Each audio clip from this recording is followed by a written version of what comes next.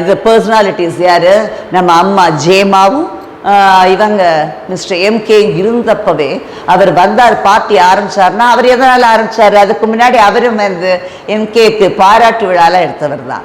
பாராட்டு விழா எடுத்தால் கூட அவருக்கு அந்த மண்டபத்தை இது பண்ண உடனே தான் அவர் வந்தார். அதே மாதிரி தான் இவர் சினிமாவில் ஏதோ ஒன்று அஃபெக்ட் ஆனதுனால்தான் வேகமாக இப்போ பார்ட்டி ஆரம்பிச்சு கிடுகிடு. ஒரு பக்கம் விஜயகாந்தாவும் இருக்காரு, இன்னொரு பக்கம் இவர் 2.0 கமலாவும் மாற போகிறாரு.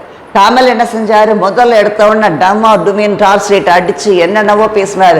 அதாவது கருணாநிதியை இன்சல்ட் பண்ணணுன்னா ஸ்டாலின் பேரை சொன்னாலே போதும் அப்படின்னாரு. ஏன்னா பேச்சே சரியாக பேச தெரியாதவர்லாம் கருணாநிதியோட சொன்னாங்கிற மாதிரி அவரோட இதில் வந்து அவ்வளவுலாம் பேசினவர் இன்னைக்கு ஸ்டாலினுக்கு அப்படியே ஒரு சர்டிஃபிகேட் கொடுக்குறாரு.